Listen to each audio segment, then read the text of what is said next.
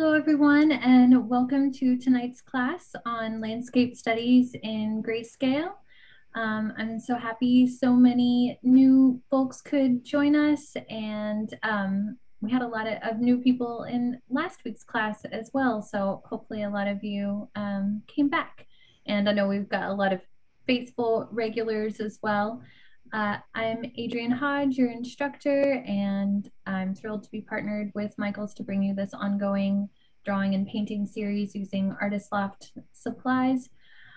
So tonight's class is a free class on landscape studies in Grayscale, obviously, and last week's class was also free, and if you missed it, you can check it out on YouTube, and our moderator can drop the link to last week's class on YouTube, Understanding Grayscale, in the chat for you. And if you're watching this class later on YouTube, you can find that class by searching Artist Loft, Understanding Grayscale. And in that class, we just went over creating a grayscale or a value scale using a variety of materials, and all of that is leading up to 2 premium classes that are going to be happening next Wednesday and the following Wednesday.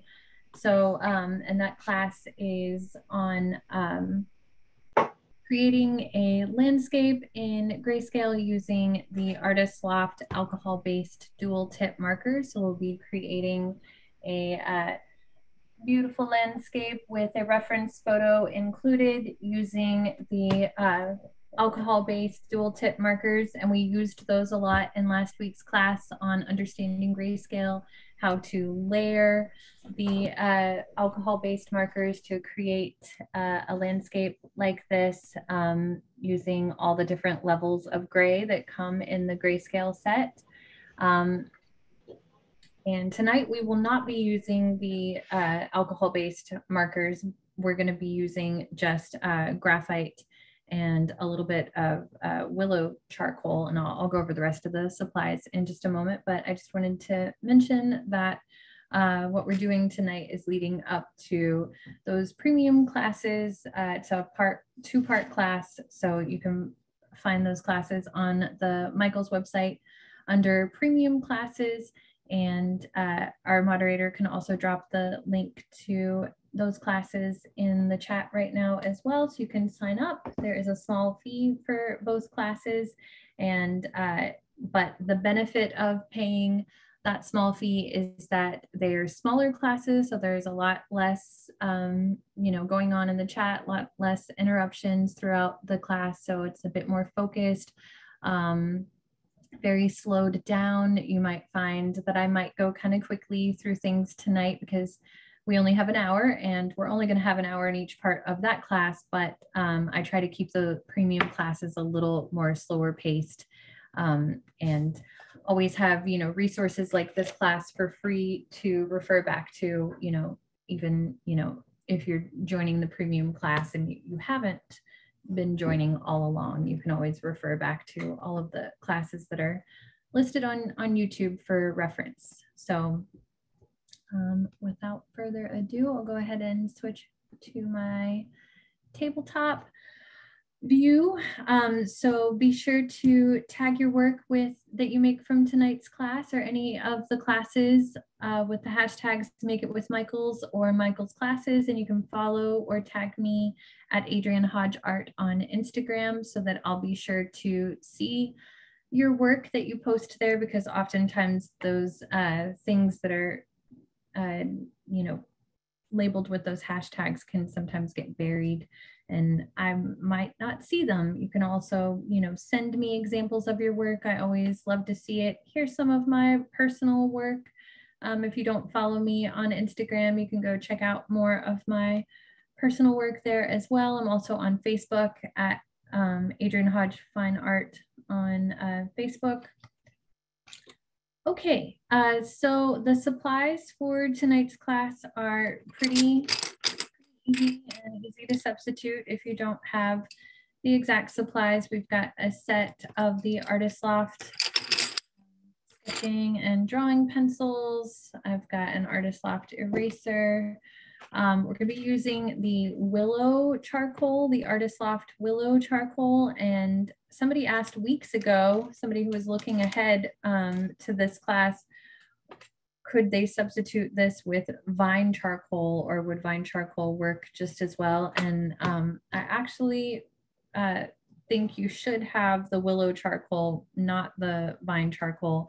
And I explained when they asked that question, because the vine charcoal is better for the first layer of a painting, because you can kind of swoosh it away really easily, or you can rub it off the page with your hand very easily. And the Willow charcoal will kind of stick to the paper a little easier, but it's also just has that same ability to do some nice loose thumbnails, which is what we'll be using the Willow charcoal for. So you can really use any kind of charcoal, or you could just use your pencils whenever we do that part. It's not necessary. It's just a more optimal tool to use for those thumbnails when we get to that. You're also going to want a sketching pad, or maybe a couple of sketching pads. I've got 2 sketching pads here. I've got the 11 by 14 sketching pad. I can just barely get that up there. There we go.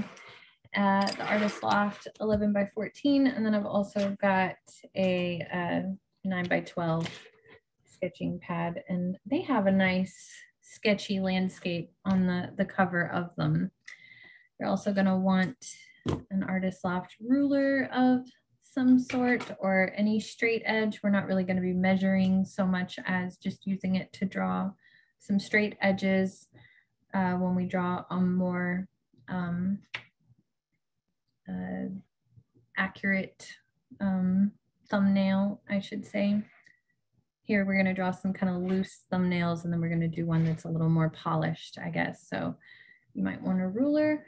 And then I included 3 reference photos for tonight of a little variety of landscapes for these studies. You can use any photographs that you would prefer to use, or you can just use the ones that I provided for you.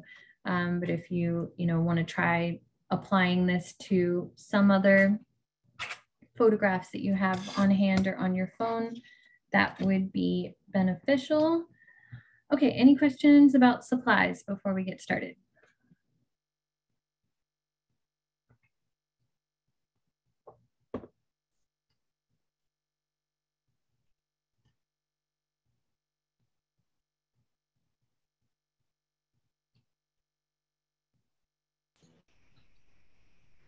We do have a question.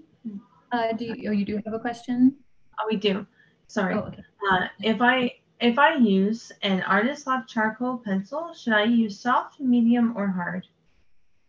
I would go with soft. And someone else asked, can they use regular printer paper? Yes, regular printer paper will be fine. We're not doing anything too fancy tonight.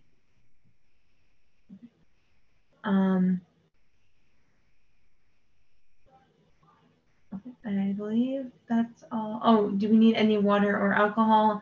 And we do not, unfortunately, have any references in a digital file. The reference photos should have been included on the supply list for downloading. Were they not there? Now I want to go double check.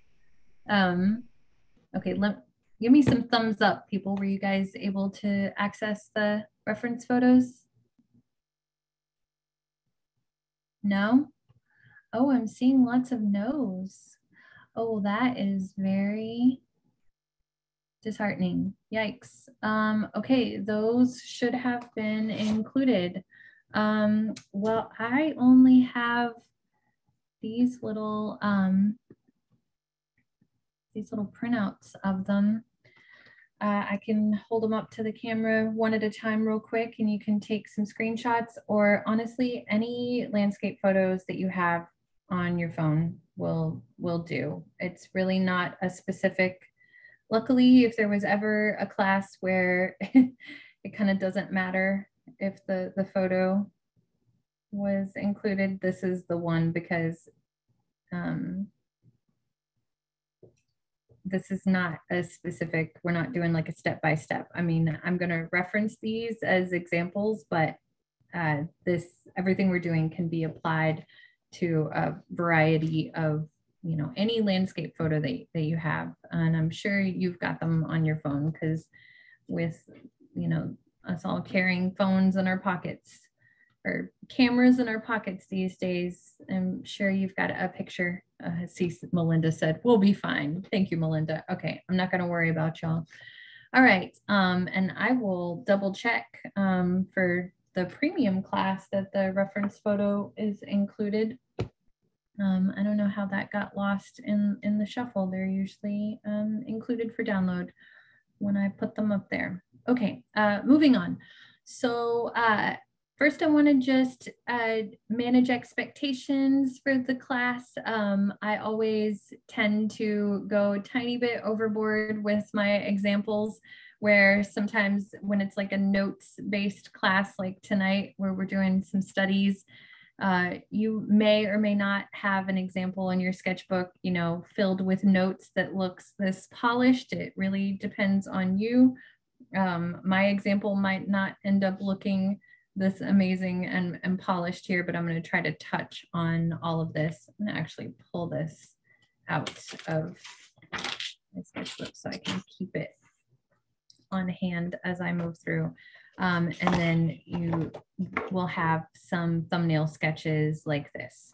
So we're going to have like a page of notes and some sketches. It's a very sketchy based class tonight. So we're not ending up with like a super polished final product, and how fancy your notes will look is up to you. Okay, also, fun fact, I did this entire page of notes using just one pencil, the 4B pencil, but you might use a variety of pencils. I tend to use a heavier, softer pencil because I want my lines to appear on the screen. They won't appear if I use a lighter pencil, but if you are prone to drawing lines that you don't intend to be on the paper, then try not to use the word mistake. Then you might want to use a lighter pencil like an H or a 2H or a 4H. The lighter the better, and it's going to be easier to erase those lines.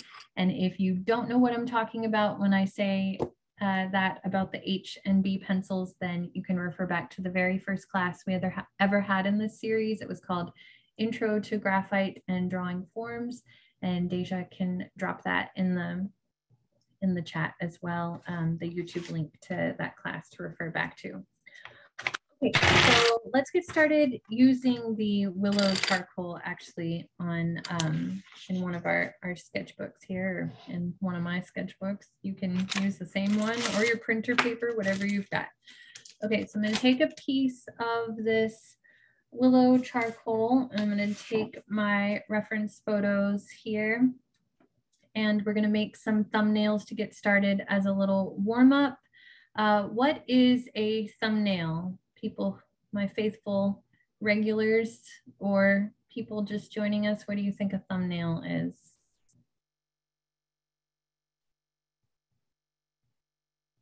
It's a thumbnail drawing. It's a small sketch. I see Carrie said a small sketch. Snapshot. Yeah, it's small, like a thumb, right? Or I think I've never looked this up, but this sounds right. A student said this years ago, and I'm like, yeah, that's got to be why it's called that. Because you know how like you always see artists in movies like holding up their thumb to like eyeball what something looks like. And that sounds right to me. Like that would be the, you know, the origin of why it's called a thumbnail, because really what it's intended for is to find your composition. And so there are a lot of different ways that you can organize a composition in a work of art, right? We can, sometimes it depends on the way we, the orientation of the paper, the way we turn the paper. So if your photograph that you're looking at is a portrait, the orientation is portrait, then you're probably going to want to turn your paper in portrait mode, right? Or if the photograph that you're looking at is landscape, then you're going to want to turn your paper into horizontal landscape mode, right? But what if your photograph is horizontal, but you want it to be portrait? Or what if it's landscape, but you want it to be cropped like a square?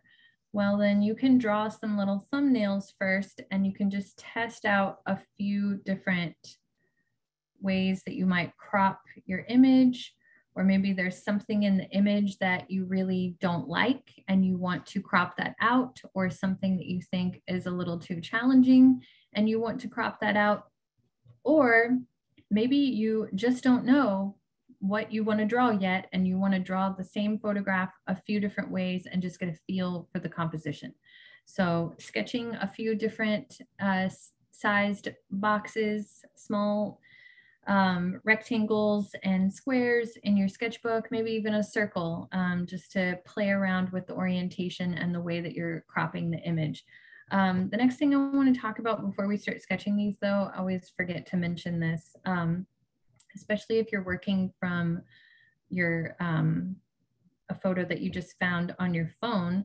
If you go to your camera settings on your phone, on your iPhone or Android, and then go to where it says camera, so under settings, and then scroll down to your camera. Why am I not seeing my camera? It's been a long day, you guys. Oh my gosh. Anyway, when you scroll to it and you click on camera, it will have a little toggle that will say grid. There we go. Okay, when you click on camera, it will have a little toggle that says grid. And if that is off on your phone, then you want to toggle that on. And then now when you go to your camera and you open it, you should have these lines. So see how it's got, I'm trying to make it so that you can see the lines, the grid lines. So those grid lines are separating the image that you're looking at into this thing called the rule of thirds. And the rule of thirds was discovered by the ancient Greeks. They realized that there's this thing called the golden ratio and a bunch of fancy math that works out to this Fibonacci sequence that you may have heard of. But basically, all you need to know about that is that if you take a rectangle, if you take an image that is shaped like a rectangle and you break it down into thirds, so you divide it on the vertical into thirds, and you divide it on the horizontal into thirds. You've got two sets of lines, and then you've got, you know, it's separated into thirds. So that's very aesthetically pleasing. And then if we put things that are interesting, our points of interest, at the places where those lines intersect, so all of these little points where those lines intersect on our rule of thirds, then it's going to be even more aesthetically pleasing. And so we tend to still do this, right? Everything that we look at in the modern world that is intended to be looked upon for a long time or stared at and is aesthetically pleasing is usually shaped like a rectangle, right? We've got our phones, our rectangles, TVs, computer monitors, windows, credit cards. I mean, you name it. If we're supposed to look at it and think it's kind of pretty, it's probably shaped like a rectangle, right? And then break that down even more, and you've got interesting things falling on those lines of thirds. And we all apply the rule of thirds to compositions without even realizing it, because it's intrinsically, you know, attractive to us. When you take a picture of your plate of food, you probably move things around on the table to make it look a little better before you take a photograph of the plate of food, or when you take a picture of your friend in front of a beautiful monument on a vacation, you're arranging the photo into using these rules of thirds, maybe without even knowing it. Or if you've ever taken any sort of photography class, then you do know this, but or an art class. But the point that I'm trying to get to is that if we drop our horizon line down to either the bottom thirds or the top thirds, it's going to be a more interesting photograph. And that is the implied horizon line. So it's not necessarily the horizon line in nature. And I've talked about that in other classes on, atmospheric perspective and that sort of thing. Like the horizon line in this picture would be, I guess, where the tree line ends and the sky begins, right? But it's really more where the grass ends right here is where we're seeing more of like an implied horizon line. So that's at the line of thirds. And then here the horizon line is dropped down into the bottom line of thirds on the horizontal axis. And so that gives us a very imposing sky here. And then here it gives us the area of interest, that we're focusing on is more the ground and the water and less the sky. And, doesn't mean that the water's less interesting here, but the sky is definitely a little more imposing. Okay, and then we also want to have a clear separation between foreground, middle ground, and background. So you want to have something happening in the image that is showing, representing something in the foreground. So in this photograph, we've got the branches that are really close to the person taking the photograph, which was me. So the branches are really close to me. And then in the middle ground, I've got the water and the grass. And then in the background, we have the tree line that's farther away. Here we've got the trees that are in the foreground. The mountains are the middle ground. The farther mountains are the background, and obviously the sky. Here, this tree is in the foreground, this rock right here. So just introducing something into the foreground, having those branches hanging down right here creates a little more interest than if I had taken a photograph that didn't have something in the foreground. It creates depth in the image. The whole time I was talking, I was just smearing this charcoal all around on the page. But let's say you're using a photograph that has not been arranged using the rule of thirds. Then you can, or when you're taking the photograph, you can use that grid on your camera to make sure that the horizon line is leveled with that line of thirds on the bottom or at the one at the top. And if you don't apply these rules, it's not saying that it's a bad photograph or it's a bad composition. It's just, these are the Western, artistic ideals that we tend to follow a lot in the art world. And it's not necessarily the best or anything, but they're just, what a lot of people have agreed on makes things a little more aesthetically pleasing. Okay, so, and I'll talk about that more when we start sketching more in depth here, like in my notes here, I've got the composition tricks and rules of thirds. Basically, we've got an object in the foreground overlapping the scenery. We've got the horizon line at that bottom line of thirds. Another trick is having a diagonal line in the landscape. So making, as you're taking the photograph, making sure that you've got some kind of diagonal happening. It's just another little trick to keep the eye moving around on the page. That's the whole purpose of these composition tricks, is to keep the eye moving around on the image. And it's hard not to go off on a tangent here about this. When I'm teaching a class, I always ask people, when you go into a museum and you look at a work of art, I'm just going to ask this question anyway, because it's important to, I think, to get you guys thinking, even though I'm kind of rambling here. When you go into a museum and you stop to look at a work of art on the wall, how long do you think the average person stops to look at like a painting or a sculpture in a museum or a photograph? In the chat, tell me, how long do you think? Okay, I see somebody says 15 seconds. 1 minute, 2 minutes, 3 minutes, 5 minutes. Wow, I love it. Okay, and then I saw somewhere in there, somebody said a few seconds. It's 2 seconds, you guys.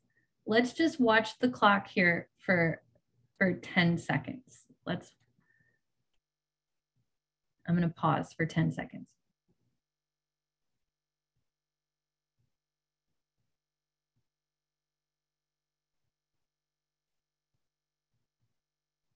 Okay, that was 10 seconds that I didn't talk. Do you think the average person stops for that long in front of a painting in a museum? No, they don't. And it's incredibly sad, but it's more like 2 seconds. It's like if you're doing a slow pace through the museum, you stop for 2 seconds, 2 seconds, 2 seconds, right? And then if something really draws you in, then you might stop in front of that photograph or that painting and really get in there and look a little closer. And that one you might look at for 10 seconds or 30 seconds or a minute, or you might sit down on a bench and really take it in for 5 minutes, but that is rare.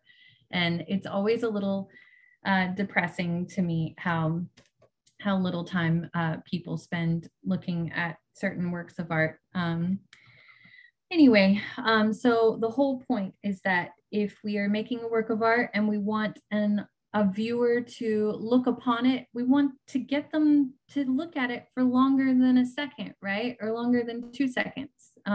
We want them to really look at it. So the more interesting we can make it to the average person, the more chance we have that they're gonna really look at it. Okay.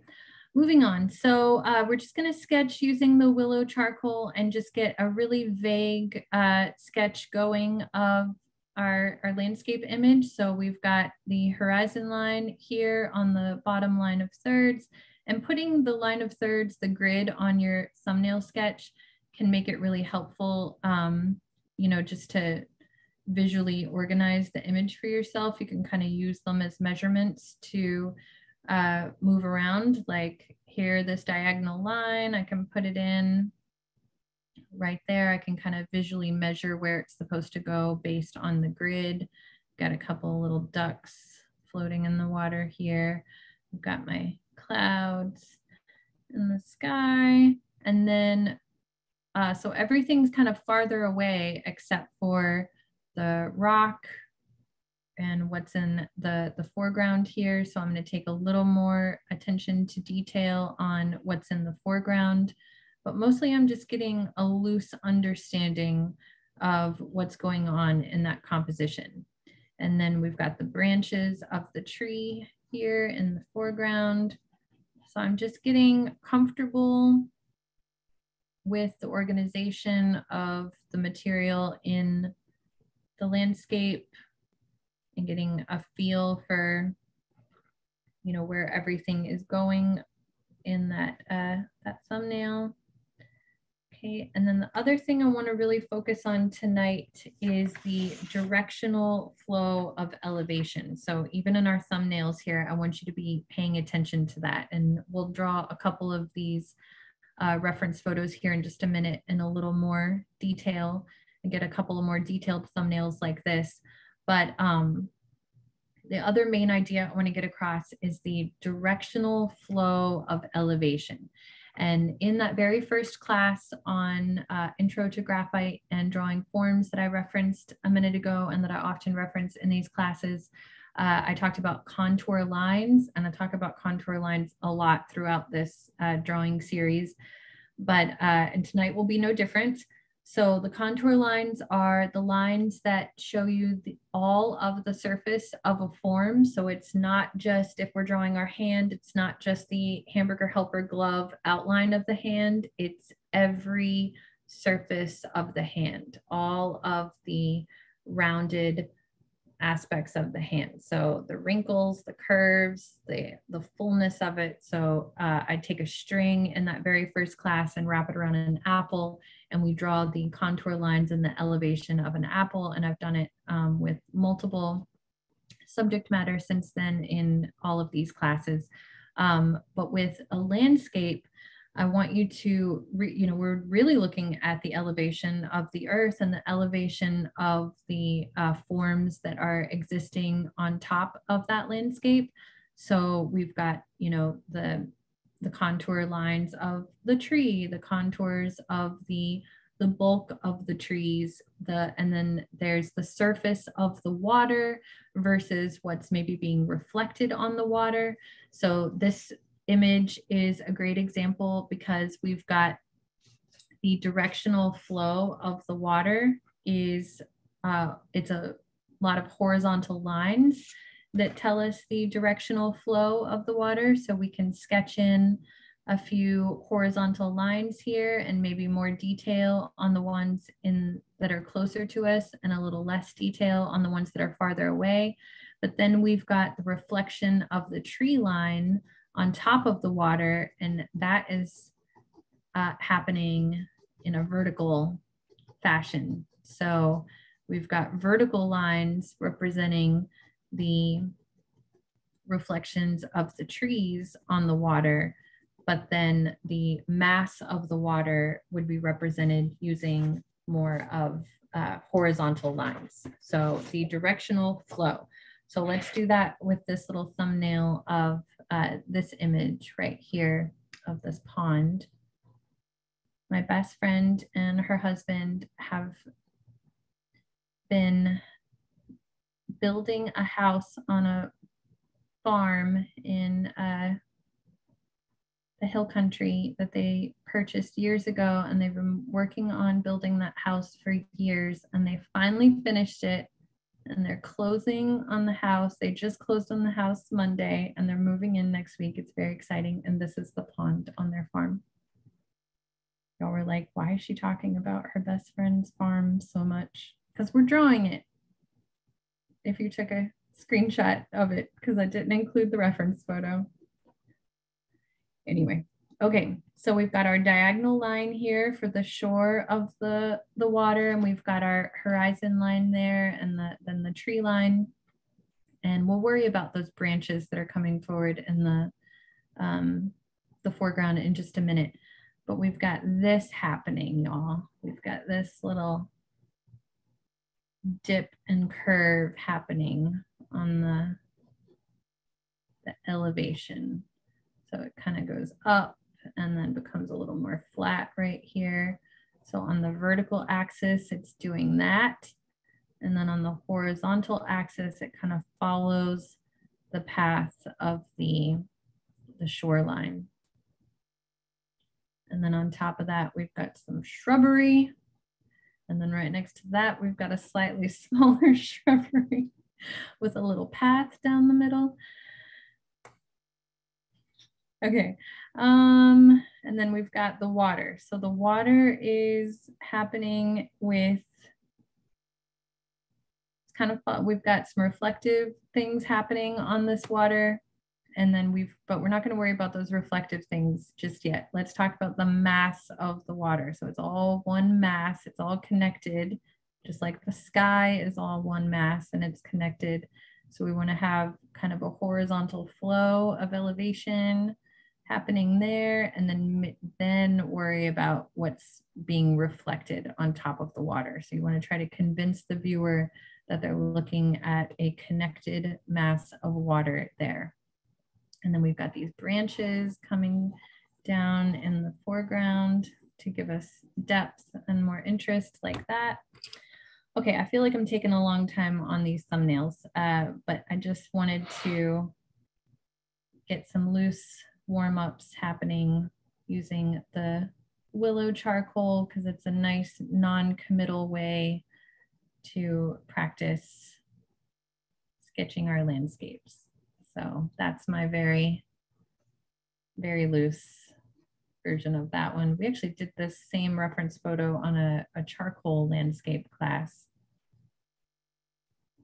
There's always more classes I end up referencing that I forgot to give our lovely moderator, but there was a class on charcoal landscapes where we used this photograph, and you can find that on YouTube as well.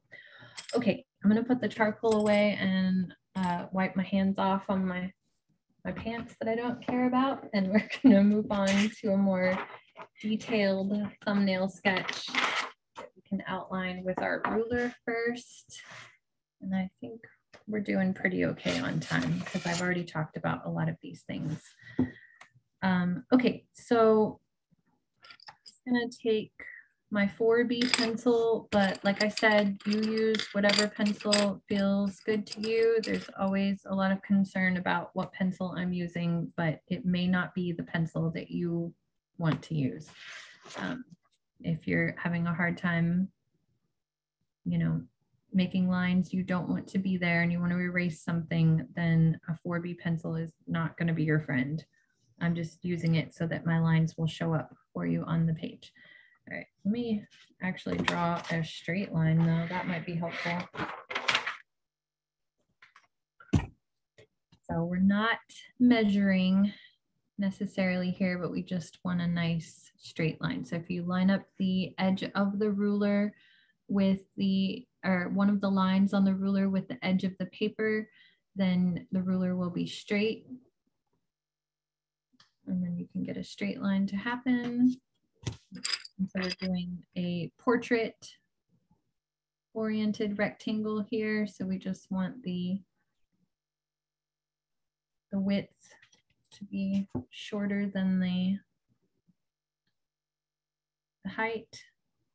I'm not really worried about the dimensions of our rectangle. We just want a rectangle in portrait mode. Okay, and then again, you don't have to measure this. You can just eyeball it, but if you need to measure it, like I just drew that, wow, I did it perfectly, 3.5 inches. So now I want to divide that into thirds, and I am terrible at math, so I'm just going to eyeball it. But if you want to do the math, or somebody, you know, has already done the math where that would need to be divided, that's great. But I'm just going to eyeball it. It doesn't have to be perfect. We want to get a nice division using the rule of thirds. And then we're going to apply that to, and mine is not perfectly divided into thirds here, and yours might not be either. I'm not too worried about it. So now we can use that grid. We could draw the grid onto our photograph itself. That might be helpful to just draw those lines of thirds. And you can put your tree line in using that little grid.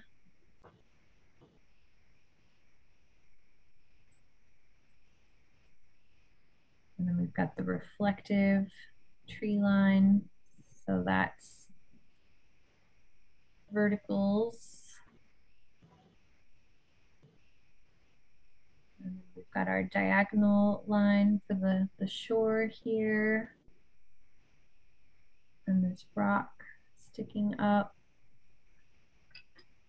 Let me draw a little darker so that my lines are showing up on screen a little more.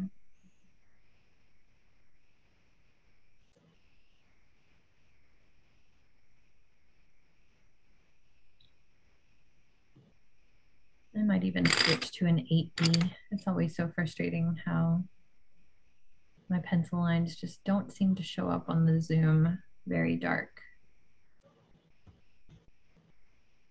We have a question in chat. Okay. After you finish your charcoal thumbnail or sketch, do you then apply a fixative to preserve it? You certainly can if you want to preserve it, or if you don't want it smearing around in your sketchbook.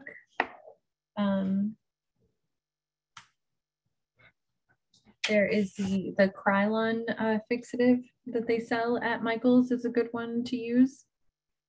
You can also use hairspray if you just want it to stay in place, but it's obviously not going to be archival quality if you use the hairspray. But if it's just so that it doesn't smear in your sketchbook, then yeah, that's always helpful. I mean, you can even apply a fixative to your graphite drawings if you really want to, if they get really dark. Okay, I put a little sketch of the ducks in there. All right, this is where I wanted to take a little more time on the directional flow of things. So on water, you know, just keep in mind, like I talked about the horizontal flow of the water, but you also want to think about how the water that's closer to you, you're going to be able to see the ripples in the water a little better than the ones that are far away. So you might have some bigger lines for the ripples here and then getting smaller and smaller.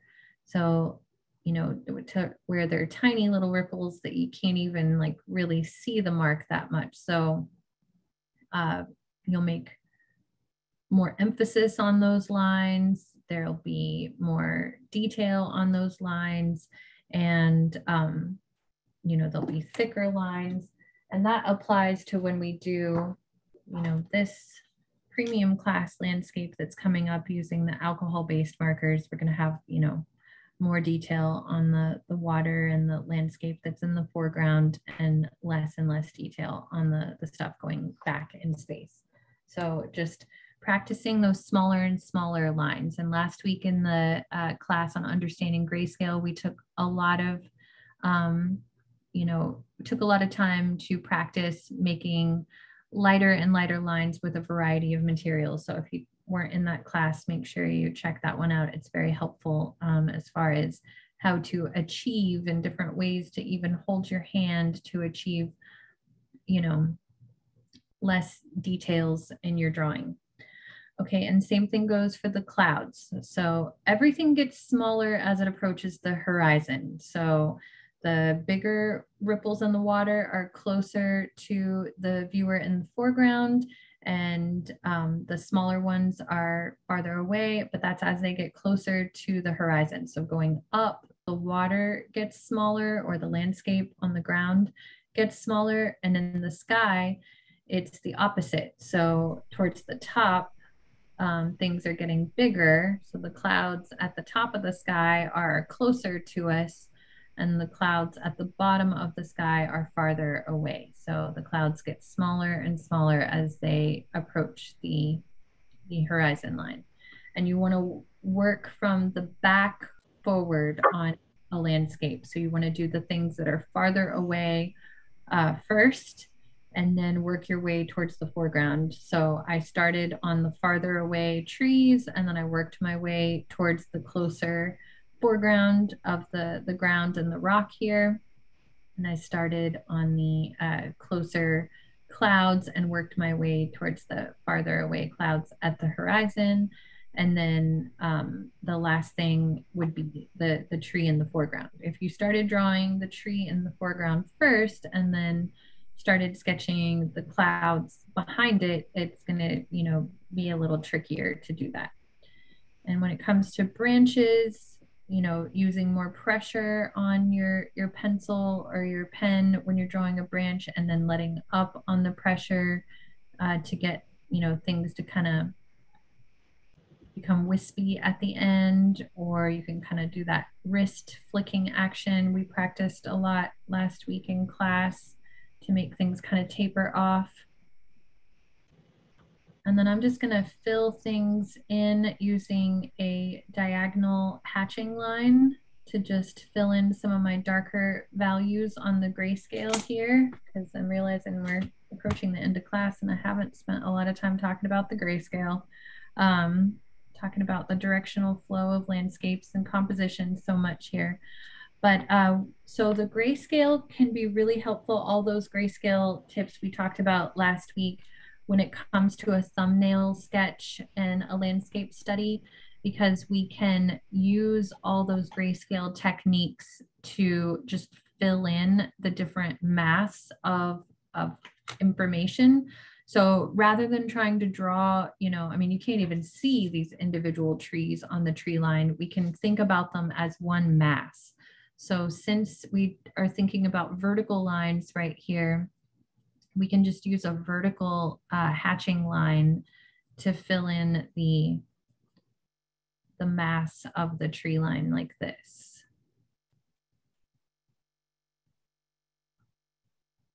Okay.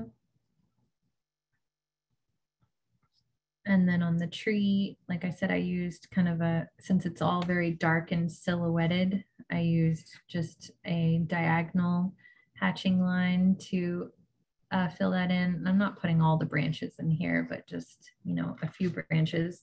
And on the, well, let me wait and talk about the clouds. I'm going to use this example right here to talk about clouds and the elevational lines on the mountains here as well. And I maybe will not break down this photo since I kind of already talked about it in the with the Willow charcoal, but I want to go in depth where I talk about the gradient of the sky that I did right here. So let me do that again, kind of, this makes a really fun way to organize your notes as well. So, you know, you can kind of zoom in on another landscape photograph that you have to reference, and you can fill it in on the background of the page here. So this is a fun technique. And this goes back to what we did in the class last week. Let me just pull up my notes from last week's class real quick. Oh, I know I saw them. They're right here. Thank you for your patience while I find them.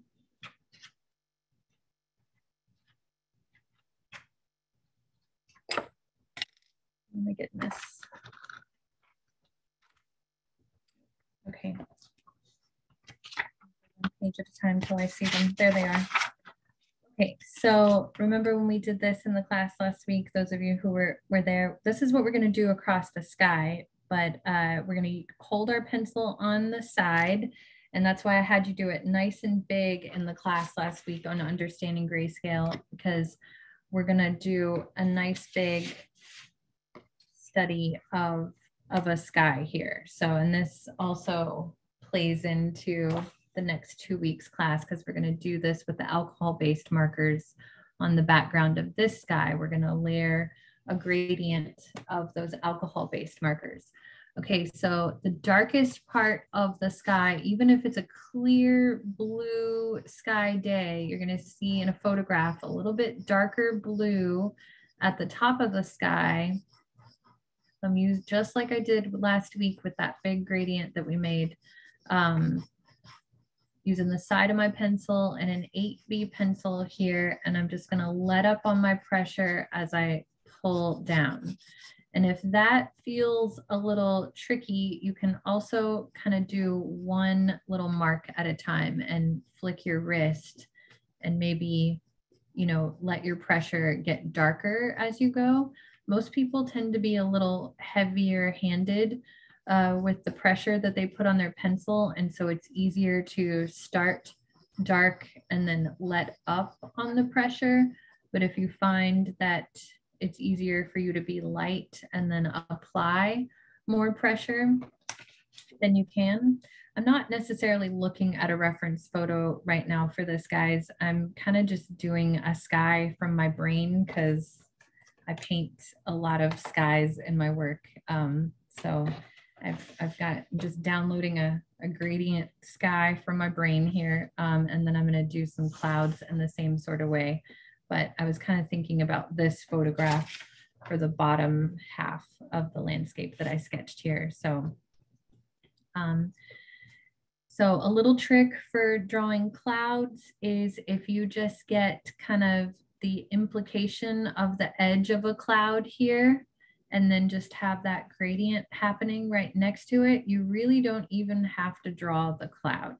You're just implying that there's a cloud there because the cloud is white, right? Or if it is a white fluffy cloud, it's not going to have very many shadows on it. And the sky is really where your grayscale is doing all the work. Your grayscale is doing the work of telling the visual story to your audience that, hey, there's a cloud here because here's sky right next to it.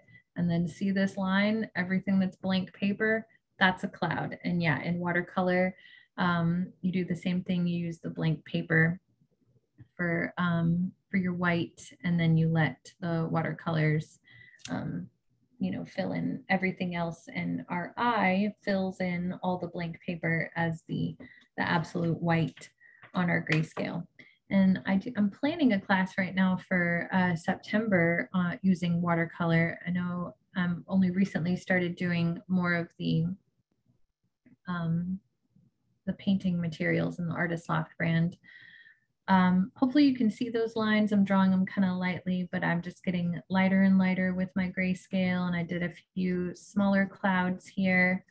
Okay, and then we've got, I'm looking at the mountains here. So once I reach the mountains, I've got an overlap of these shapes of the mountains happening.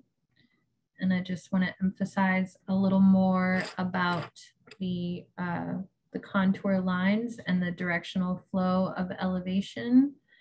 So we've got all these peaks and we've got a little more distortion happening on things that are farther away. So a little less detail, but think about the overall form that that mountain is taking, just like I did with the whole shore right here of this pond, how I made it one mass, you know, and seeing what the elevation of that whole mass is. The mountain is a cone shape, right? So we've got a peak at the top, and then we've got vertical lines radiating out like this. And I did a little bit of this last week in the grayscale class as well. Kind of did a little tent shape. So think about a tent, right? And where all those poles on the tent is going.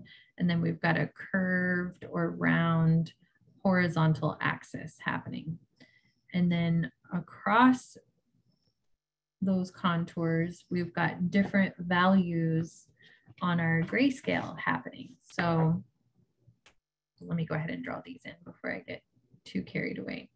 And it might become a little more organic, you know, as we go down and get closer, a little more detail is happening. We can see like how the elevation is shifting in a little more detail as it gets closer to us.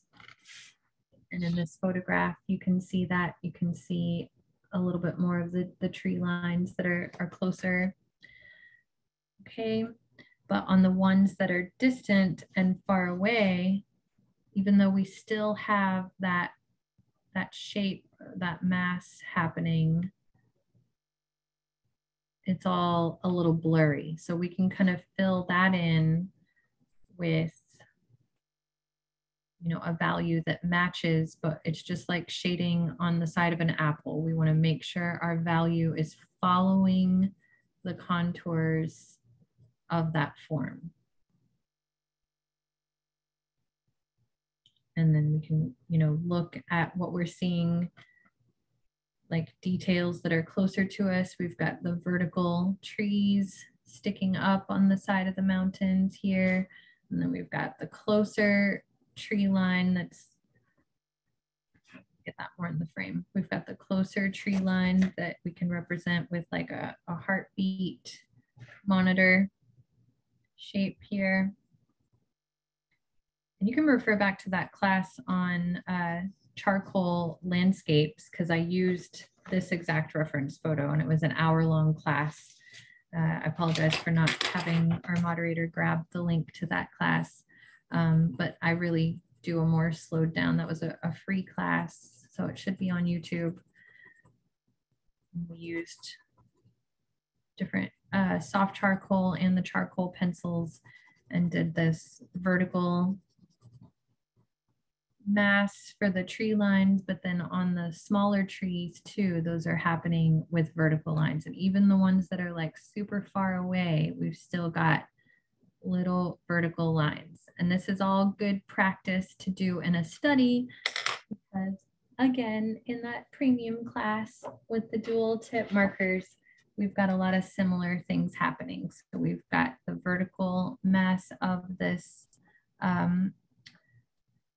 you know, this grass in the foreground, and then we've got little grassy area and trees back here that we also used little vertical lines. But all of that directional flow of elevation, that shift in elevation, it's, you know, really important. If you leave that out, it might not tell the viewer what they're looking at and create those areas of interest.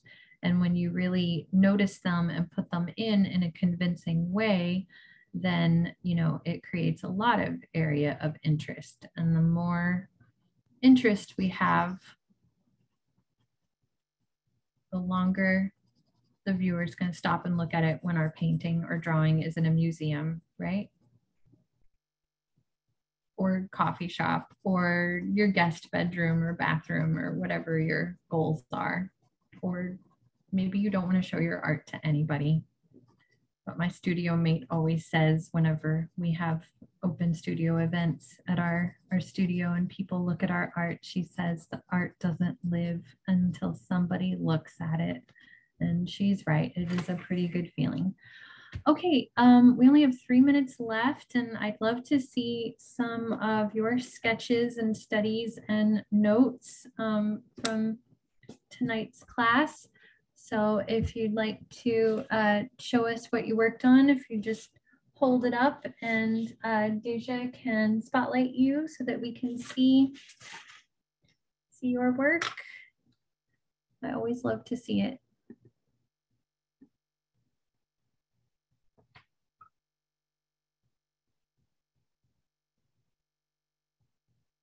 Oh, look at that. Oh, I love that you got a couple figures in there. The class that I'm planning right now for September is going to be incorporating a figure into a landscape and noticing that. Very nice. Or those might be rocks, but they kind of look like figures. Shouldn't have guessed that. Very nice. I like how you got the whole vertical tree line there. Lovely. Oh yes, and the more emphasis you put on those different values, the more depth you're gonna create as well. Look at that lovely boat, how separate that is from the, oh, that's really nice.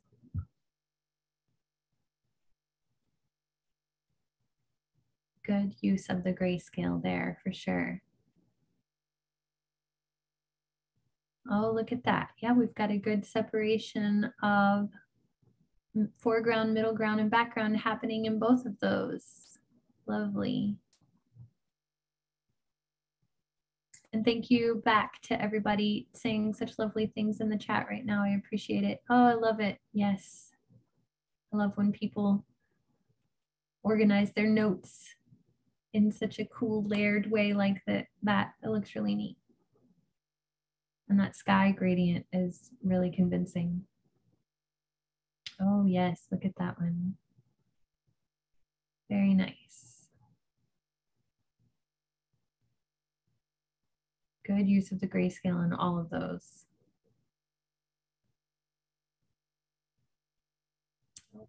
That's zoomed in on somebody's desk. Oh, look at that. That looks just like my example. That's lovely. Look at how soft your lines are on that sky. And the separation between the reflective trees and the real trees was really convincing. Oh, I love that. The bridge. Yeah, and you're doing a great job of convincing me of the depth of that bridge in relation to the water. That's a wonderful example. That's what, you want to give your viewer a clear understanding of where that form is in the landscape. Very nice.